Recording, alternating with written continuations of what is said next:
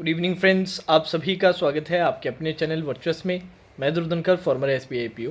आज आप लोगों के लिए इंपॉर्टेंट एक सेशन लाया हूँ रिगार्डिंग एसबीआई जूनियर एसोसिएट्स 2021 के लिए कौन से स्टेट से अप्लाई किया जाए। तो इसके बारे में ब्रीफ में एक बार जल्दी से बातें कर लेते हैं।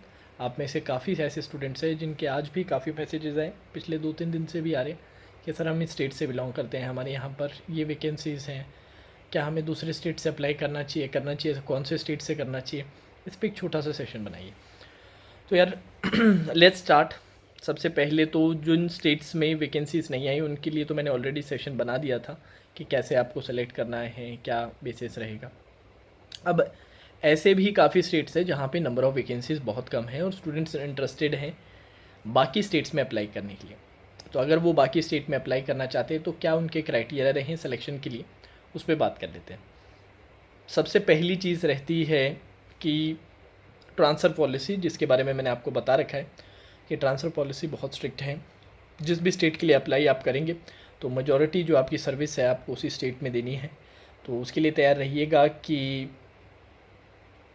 एक बार आपने उस स्टेट से अप्लाई कर दिया तो ये मत सोचिएगा कि कुछ ही साल में हमें हमारा फिर से होम स्टेट या पेरेंट स्टेट मिल जाएगा। मोस्ट ऑफ द लाइफ आपको उसी स्टेट में निकालनी है अगर आप एसबीआई में कंटिन्यू करना चाहते हैं, तो उसी पोस्ट पे आगे कंटिन्यू करना चाहते हैं। तो दूसरी चीज़ नंबर ऑफ़ वैकेंसीज़ रहती है कि यार जहाँ पर नंबर ऑफ़ वैकेंसीज़ है सर वहाँ पर हम अप्लाई कर देंगे। तो इस थॉट प्रोसेस पे मैं आपसे एक पॉइंटर कहूँगा, बात सही है कि जहाँ पे नंबर ऑफ़ वैकेंसीज़ ज़्यादा है वहाँ पर अप्लाई करना आपका एक ऑब्वियस चॉइस बन जाती है। बट ये जो ऑब्वियस चॉइस है ये बहुत सारे लोगों के लिए भी बनेगी। जैसे लेट्स से फॉर गुजरात में नंबर ऑफ़ वैकेंसीज़ ज़्यादा हैं। तो बच्चे सोचेंगे एटलीस्ट जो एडजॉइनिंग स्टेट्स हैं कि गुजरात के लिए अप्लाई कर दें, तो एप्लीकेशंस भी, नंबर ऑफ़ एप्लीकेशंस भी आपकी क्या रहेगी, ज़्यादा रहेगी। अकॉर्डिंगली कंपटीशन भी आपका क्या हो जाएगा, फिर भी हाई हो जाएगा। मैं ये नहीं बोल रहा कि वहाँ से मत भरिए, बट ये फैक्टर्स आपको ध्यान में रखने हैं। और तीसरा सबसे इंपॉर्टेंट पॉइंट रहता है एलपीटी लैंग्वेज प्रोफिशिएंसी टेस्ट। इसलिए मैंने काफ़ी सारे जो जहाँ पर वैकेंसीज़ नहीं आई थी उनके लिए कहा था कि जो हिंदी स्पीकिंग जो स्टेट्स हैं या हिंदी जिनकी ऑफिशियल लैंग्वेज है वहाँ के लिए आप अप्लाई करके रखिएगा, जिससे आपके एलपीटी का जो बर्डन है वो तो कम से कम नहीं रहेगा। तो बहुत सारे ऐसे स्टेट्स होते हैं जिन पे मल्टीपल लैंग्वेजेस रहती हैं, उनमें से एक लैंग्वेज जनरली हिंदी भी रहती है।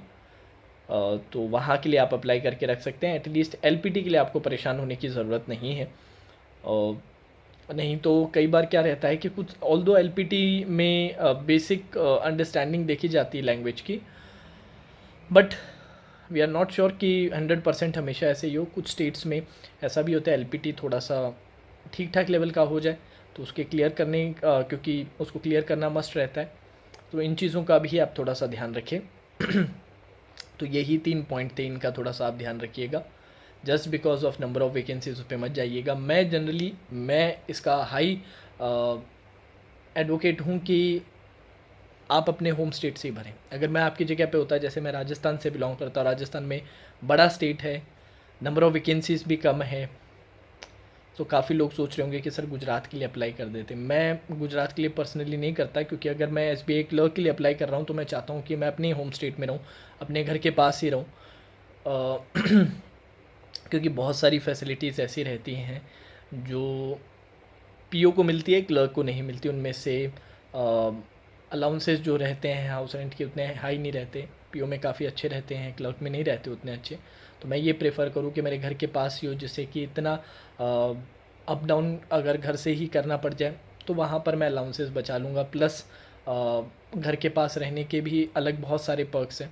हाँ, बहुत सारे स्टूडेंट्स ऐसे हैं कि नहीं सर मुझे कोई फ़र्क नहीं पड़ता कि मैं कहीं पर भी रहूँ, वो इशू नहीं है, वो नहीं है इशू। तो फिर जैसे मैंने एग्जांपल लिया राजस्थान का, राजस्थान वाला कैंडिडेट गुजरात के लिए अप्लाई कर सकता है। गुजरात में नंबर ऑफ़ वैकेंसी ज़्यादा है इसलिए, बट मैं सिर्फ अपना पर्सनल पॉइंट ऑफ व्यू बता रहा हूँ और एक एग्जांपल ले रहा हूँ कि यार ये चीज़ें पर्सनल रहती है, पर्सन टू पर्सन वेरी करती है कि कुछ लोग क्या चाहते हैं लाइफ से, क्या क्या एडजस्टमेंट कर सकते हैं, क्या क्या आगे अपना फ्यूचर देखते हैं, उन चीज़ों पे डिपेंड करता है। तो पर बड़े जो 3 पॉइंट्स रहते हैं वो रहते हैं, एक तो एलपीटी का, एक रहता है कि ट्रांसफ़र आपका नहीं होगा, मेजॉरिटी आपको वही निकालनी है, और नंबर ऑफ़ वैकेंसीज़ का। इन 3 चीज़ों को थोड़ा सा ध्यान में रख के अकॉर्डिंगली आप अपना डिसीजन लें, ठीक है। और बहुत ज़्यादा कन्फ्यूज़ हो रहे हैं कि समझ ही नहीं आ रहा है सर क्या करें, तो मैं तो यही सजेस्ट करूँगा कि यार आप अपने होम स्टेट से ही अप्लाई कर दीजिए। होम स्टेट में वैकेंसीज़ नहीं है तो कोई भी हिंदी स्पीकिंग स्टेट को सेलेक्ट कर लीजिएगा। इन जो 3 पॉइंट्स मैंने बताए हैं वैकेंसी और आपके के आगे जाके आपको ऑलमोस्ट अपनी पूरी सर्विस वहीं देनी है, तो उसके लिए अगर आप कंफर्टेबल हैं तो वो स्टेट आप सेलेक्ट कर लीजिएगा। ठीक है, तो चलिए दोस्तों, काफ़ी रिक्वेस्टेड वीडियो था, रिक्वेस्टेड टॉपिक था, तो उस पर एक छोटा सा सेशन मैंने बना दिया। आई होप इससे आपको हेल्प मिलेगी। अब अगर आप चैनल पे नए हैं तो चैनल को सब्सक्राइब करके रखिए। मेन जो पर्पस इस चैनल का आप लोगों की प्रिपरेशन के लिए है, जहाँ पर 4 कोर्सेज हमारे चल रहे हैं, प्री और मेंस, रीजनिंग और क्वांट्स दोनों सब्जेक्ट्स के लिए। ठीक है, now that's all for today session, take care.